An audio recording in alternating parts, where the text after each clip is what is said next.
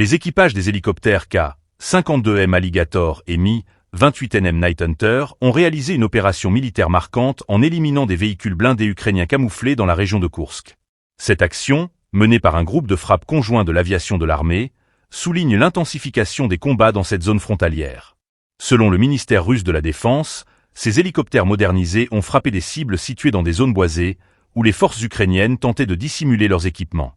Les pilotes ont utilisé des missiles S-8, tirés avec précision sur des coordonnées spécifiées. Après avoir effectué leur frappe, les équipages ont manœuvré pour éviter d'éventuelles contre-attaques, utilisant des systèmes de défense embarqués avant de regagner leur base en toute sécurité. Cette opération démontre non seulement l'efficacité des forces aériennes russes, mais aussi l'importance croissante de l'aviation dans le conflit en cours. Le recours à des technologies avancées et à des tactiques de camouflage est devenu crucial dans cette guerre, où chaque mouvement est surveillé et analysé. Les forces ukrainiennes, quant à elles, s'efforcent de s'adapter à cette réalité, en renforçant leur défense et en cherchant à éviter les frappes aériennes.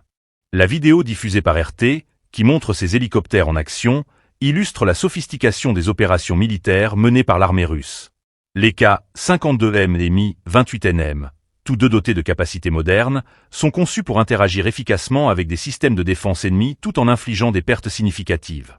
La région de Koursk, en tant que zone frontalière, est un théâtre d'opérations stratégiques où les deux camps s'affrontent avec intensité. Les combats se poursuivent et les forces russes cherchent à maintenir la pression sur leurs adversaires.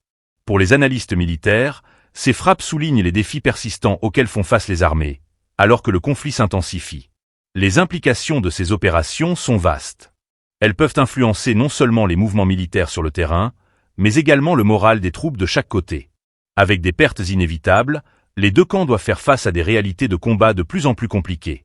Alors que les tensions continuent de grimper, chaque mission réalisée par les forces aériennes revêt une importance capitale dans le cadre de la stratégie globale. Les observateurs internationaux surveillent de près ces développements.